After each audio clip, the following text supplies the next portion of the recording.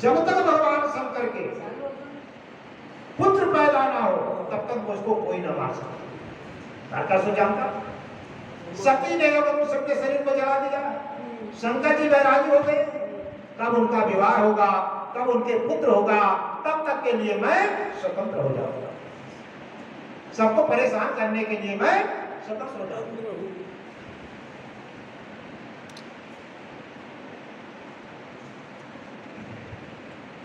सब सन कहा बुझाय विधि, अतनुज निधन तब होय, असंभ शुक्र संभोत सुत, अयहि जीत रण सोय।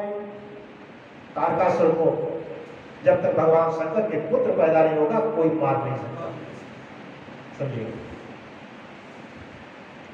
तो राम जी ने कहा मेरी आज्ञा यदि सिर पर रखोगे तो सिर से गंगा जी बहेंगी, मेरी आज्ञा बहा लेंगे तो संसार तारकासुर नष्ट कर डालेगा। तो कहा प्रभु आप स्वामी हैं, स्वामी की आज्ञा सिर पर ना रखे तो ऊपर कहां पर रखे? स्वामी की आज्ञा सिर पर ना रखे तो कहां पर रखे? राम जी ने कहा देखो मेरी आज्ञा को आप हृदय पर रखो, मेरी आज्ञा हृदय पर, हृदय पर कोई खतरा नहीं, और सिर से तो गंगा जी बहती है, खतरा ही खतरा। जैसे शिव जी ने भगवान राम की आज्ञा को हृदय पर रखा तैसे राम जी अंतर ध्यान हो गए, सप्तऋषियों का आगमन हुआ। शंकर जी ने कहा जाकर पार्वती की परीक्षा लो प्रेम की। शिव जी इस जीव को अपनाते हैं लेकिन परीक्षा होती, जैसे बालक एक साल पूरी मेहनत करता है तो लास्ट में उसकी परीक्षा होगी, या कि आप पढ़ाई ही ना करो, सत्संग ही ना करो, भजन ना करो तो परीक्षा नहीं होगी। जो बालक नहीं पढ़ता उसकी कोई परीक्षा नहीं, लेकिन जो पढ़ेगा तो उसकी परीक्षा हो। जो भक्ति करेगा तो कभी ना कभी भगवान सोचेंगे कि चलो मैं देखूं कि मेरा भक्त है या नहीं, या कोई भोग कर रहा है। सब ऋषि आते हैं। शंकर जी ने कहा जाओ प्रेम की परीक्षा लो पार्वती के पास। नदी के किनारे पार्वती जी बैठी हुई है। सप्तऋषि गए और कहा बेटी तुम किसकी आराधना कर रही हो, जंगल में क्या कर रही हो? कहीं और आगाहों का तुम चाहो, कहीं और आगाहों का तुम चाहो, हम सन सत्य परम किन काहो। बेटी सत्य सत्य बतलाओ। पार्वती जी हंसने लगी, कहा देखो ऋषियों हमारी मूर्खता में आपको हंसी आएगी, हम भगवान शिव जी को पति के रूप में चाहते हैं, जो असंभव काम है वो संभव बनाने में लगी हुई है। बहती नदी में बालू की दीवार बनाना, बहती नदी में बालू की दीवार बना रही है, जो असंभव काम है। सप्तऋषियों ने कहा बेटी सही से बतलाओ, जो तुम कह रही हो हमारे दिमाग के बात की बाहर है, बाहर की बात है दिमाग के, तुम सत्य बतलाओ। कहा देखो मैं भगवान शंकर जी को पति के रूप में जाना चाहती हूँ, जो असंभव काम है उसको संभव बना रही हूँ। कहा किसने उपदेश दिया? कहा मेरे गुरु नारद जी। कहा बेटी नारद जी का कहना न माना जाए। नारद जी से जिसकी एक बार मुलाकात हो गई है उसका घर बार सब समाप्त हो गया, घर बार समाप्त हो गया, घर से चला गया। तो बेटी नारद जी का कहना न माना जाए। प्रमाण देते हैं चित्र के तुकर घर मुन घाला, कनक कश्यप कर पुनय सहाला, नारद सिकच सुनहि दरि नारी, अयवस होहि तज भवन भिखारी। मन कपटी तन सजन चीन्हा, मन कपटी तन सजन सीन्हा, अयाप सरिस समहि चहकीना, तेके बचन मान विश्वासा, तुम चाहो पति सहज उदासा, निर्गुण नीलज मुलेश कपाली, अयकुल यगेह दिगंबर व्याली, अकहूँ कवन पर अस सुख पाए, अफल भोल ठग के बौराए। कहा बेटी तुम ठग के चक्कर में पड़ गई, चित्रकेतु राजा का उन्होंने घर बार उजाड़ दिया, समझेगा। चित्रकेतु राजा के 1 करोड़ रानियां थी, लेकिन पुत्र पैदा नहीं होता रहा। चित्रकेतु परेशान। एक संत के आशीर्वाद से पुत्र हुआ, छोटी रानी। जब छोटी रानी के पुत्र हुआ, संत ने कहा था बहुत दिन आपको पुत्र का सुख प्राप्त नहीं हो सकता क्योंकि आपके भाग्य में नहीं, लेकिन फिर भी मैं आपको दे रहा हूं थोड़े समय के लिए। छोटी रानी के पुत्र पैदा हुए। जब से वो पुत्र हुआ तो राजा छोटी रानी को अपने बगल में बिठा रखते थे, बहुत मानते थे। तो बाकी रानियों में ईर्षा हो गई कि जब से ये बालक हुआ है तब से हमारे राजा के मिलन में एक बाधक बना हुआ है, राजा छोटी रानी को ही बुलाते हैं। तो आज रात्रि के समय इस बालक को हम समाप्त कर देंगे। आज इस बालक को समाप्त कर देंगे। तो रात्रि के समय दूध में जहर मिलाकर दे देते हैं, उस बालक की मृत्यु हो जाती है। अब चित्रकेतु बहुत दुखित हो गए। 3 दिन तक उन्होंने उस बालक को शमशान में लिए नहीं दिया, अपने सीने से लगाते। इस बालक के साथ मेरी मृत्यु हो जाएगी लेकिन मैं इसको शमशान के लिए नहीं दूंगा। तब विष्णु भगवान को तकलीफ गई। उन्होंने नारद को बुलाया और कहा जाकर चित्रकेतु को समझाओ। नारद जी गए, चित्रकेतु को कहा कि मिट्टी के लिए क्यों घूम रहे हो, इसको शमशान के लिए दे दो, इसकी मृत्यु हो चुकी है। नहीं माने। तो नारद जी ने कहा जमीन पर लिटा दो, मैं बालक को आत्मा को बुला लेता हूं। कि आत्मा तो अमर है। जैसे जमीन पर लिटाते हैं राजा चित्रकेतु, तैसे नारद जी ने उसकी आत्मा को बुला दिया। तो बालक उठकर बैठ गया। बालक उठकर बैठ गया। जब बालक बैठ गया तो नारद जी ने कहा अब जाओ बालक के पास। चित्रकेतु के खुशी का ठिकाना न रहा, वो दौड़ते हुए गए। बालक ने कहा वहीं रुक जाओ। कहा देखो राजन, अगले जब इस राज्य का मालिक मैं था, राजा मैं था, और चौथे पन में मुझको बैराग हो गया। चौथे पन में मुझको बैराग हो गया तो मैं जंगल चला आया। ठंडी का महीना था, मुझको ठंड लग रही थी। तो ये जो माता के उदर पेट से मैं पैदा हुआ, इस माता ने मुझको एक लकड़ी का टुकड़ा दिया, गांठ का टुकड़ा दिया। तो मैं बिना देखे अग्नि में डाल दिया। उसमें 1 करोड़ चींटियां थी जो मेरी माताएं खड़ी हैं। तो जलकर मेरे देखते देखते भस्म हो गए।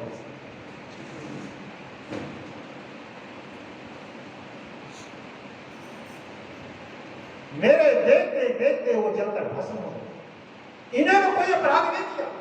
अपने पूर्व जन्म का इन्होंने सब मिलकर इकट्ठा होकर विष देकर बदला ले लिया।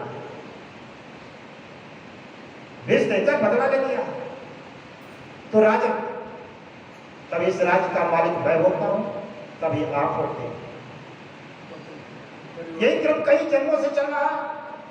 न मैं आप मेरे पिता हैं, न मैं आपका पुत्र हूं।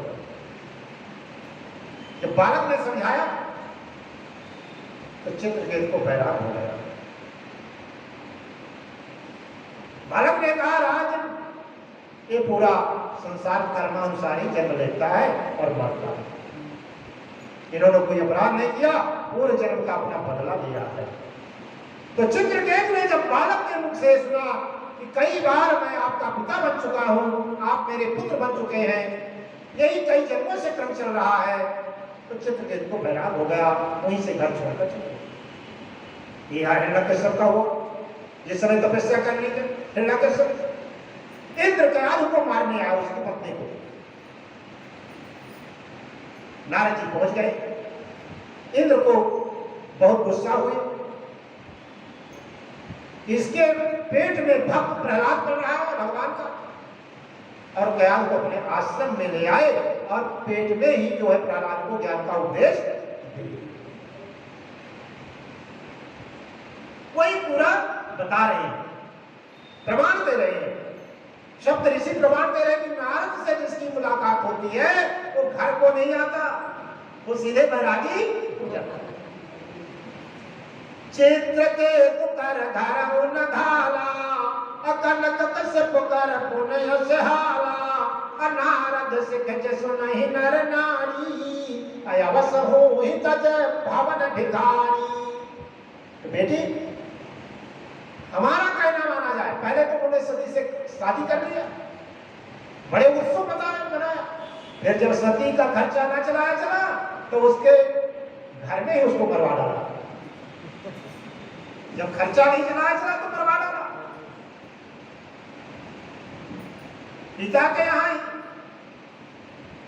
पंच कहे शिव सती विवाही, अपने डेर मराइन दाही। अब स्वतंत्र हो गया, अब सुख सोवत सोच नहीं, अभी मांग भाव खाए, असहदे का दिन के भवन, अकबहु की नारी खटाई। क्या ऐसे घर में माताएं टिक सकती हैं भूखी प्यासी? मां क्या खा लेता है, शमशान में पड़ा रहता है, अब उसके लिए तुम तपस्या कर रही हो। बेटी हमारा कहना माना जाए, हमने तुम्हारे लिए सुंदर वर खोज लिया, तुम्हारे लिए सुंदर वर खोज कर आए। अति सुंदर सुच सुशील सुशीला, अति सुंदर वर सुशील सुशीला, बहुत सुंदर वर। अब गावहि वेद जा सूरज लीला, दूषण रहित सकल गुण राशि, श्रीपद कुंठ निवासी। जो भगवान विष्णु कुंठ में निवास करते हैं, अति सुंदर सुशील सुशीला, अगावहि वेद जासु जस लीला, दूषण रहित सकल गुण राशि, श्रीपद कुंठ निवासी। असबर तुम्हि मिलाओ बयानी, अब बिहस बचन तब कहो भवानी। तो आप विष्णु भगवान ने अनुमति दे दिया है कि हम पार्वती से विवाह कर लेंगे। तो हमारा कहना बेटी मांगो, विष्णु भगवान से तुम शादी कर लो। तो पार्वती हंसने लगी। पार्वती जी ने कहा यदि आपसे मेरी मुलाकात हो जाती तो मैं आपको गुरु मान लूंगी। मेरी मुलाकात नारद जी से हुई तो मैं नारद जी को गुरु मान लिया, क्योंकि गुरु बदला नहीं जाता। अब तो कलयुग में लोग बदल देते हैं गुरु को, लेकिन गुरु बदला नहीं जाता। स्वामी जी एक प्रश्न, जैसे अपने ने गुरु बना दिए, प्रतीत न जेहि, पार्वती जी ने कहा गुरु के वचन प्रतीत न जेहि, असपन हो सुगम न सुख सिद्धते। जिनको अपने गुरु जी के वचनों पर विश्वास नहीं होता उनको कभी स्वप्न में सुख और सिद्धि प्राप्त नहीं होती। तो यदि आपसे पहले मुलाकात हो जाती तो मैं आपको गुरु मानता। जो तुम मिलते हो प्रथम मुनीसा, सुनते से तुम्हारा धारी सीसा। अब मैं जन्म संमोहित हारा, अपो गुण दूषण करय विचारा। अब इस जन्म को मैं शंकर जी के निमित्त हार चुकी हूं, उन्हीं की ही पत्नी रहूंगी। अगला जन्म फिर देखा जाएगा। मन एक है, मैंने शंकर जी को इस जन्म दे दिया। क्षत्रियों ने कहा बेटी हमारा कहना तुम मानो। जब फिर दबाव डाला तो क्षत्रियों ने कहा देखो हमारा कहना बेटी मानो। तो पार्वती जी ने उत्तर दिया महादेव गुण भवन, विष्णु सकल गुण धाम, अजहि कर मन रम चाहि सन, अतहि देहि सन काम। काम मैंने एक है, मैं दे चुकी हूं, आप परेशान मत हो। जब फिर सप्तऋषि समझाने लगे तो पार्वती हंसने लगी। कहा देखो, अभी तो मैंने एक जन्म के लिए कहा था, लेकिन आप परेशान कर रहे हो। जन्म कोटि लग रगर हमारी, जन्म कोटि लग रगर हमारी, अब बरऊ संभुनत रहूं कुमारी। या शंकर जी से विवाह करूंगी या कुमारों लोग रहूंगी, जन्म लोगी मरूंगी, लेकिन जब विवाह करूंगी तो शिव जी से ही करूंगी। तजौ न नारद कर उपदेशु, अयाप कहें सत पार महेशु। स्वयं शंकर जी आकर मुझसे कहे कि मैं तुमसे विवाह नहीं करता, तो भी मैं विवाह उन्हीं से करूंगी, उनके मना करने पर विवाह उन्हीं से करूंगी, भले मुझको शंकर जी आकर मना कर। पार्वती जी ने कहा अब आप जा सकते हैं, अब मैं शिव जी की निंदा नहीं सुन सकती क्योंकि अब मेरे वो पति हो गए, इसलिए आप जाओ। पार्वती जी ने कहा जो माहिर लोग होते हैं, कौतुकी होते हैं, उनको आलस नहीं होती, उनको दूसरे की लड़ाई में मजा आता है। यदि आपस में लड़ाई होती है तो उनको आनंद आता है, जबकि उनको मिलता कुछ नहीं है, लेकिन उन मन को बहुत आनंद आता है कि आज अच्छा झगड़ा हो। तो पार्वती जी ने कहा आप तो कौतुकी है, माहिर है, इधर से उधर भिड़ाने का आपका काम है। तो कौतुकी आलस नाही, पर कन्या अनेक जग माही। क्या संसार में मैं एक ही लड़की हूं? आपके विष्णु भगवान का विवाह नहीं होता तो मैं क्या करूं? अनेक कन्याएं, इतना बड़ा संसार है, आप जाकर विष्णु भगवान का दूसरी जगह विवाह कर लो। पार्वती जी ने कहा मैं नहीं करूंगी, दूसरी जगह विवाह कर दो। तो तुमकी आलस नाही, बर कन्या अनेक जग माही। जन्म कोटि लग रगर हमारी, अब बरऊ संभनत रहूं कुमारी। अब पार्वती जी ने कहा अब मैं आपके चरणों में गिरती हूं, क्योंकि आप ऋषि हैं। मैं परम कहाई जगदम्बा, अब तुम ग्रह गहुनो भयो विलंबा। देख प्रेम बोले मुनि ज्ञानी, जय जय जय जगदम्बिके भवानी। पार्वती जी की जय जयकार किया। कहा देखो हमको भगवान शिव जी ने आपकी परीक्षा के लिए भेजा था, उस परीक्षा में आप सफल है। अब जब पिताजी बुलाने आए तो हट छोड़कर घर चले जाओ, हट छोड़कर घर चले जाओ। इस प्रकार से समझा कर जाते हैं सप्तऋषि भगवान शिव जी के पास। श्री राम जय जय राम।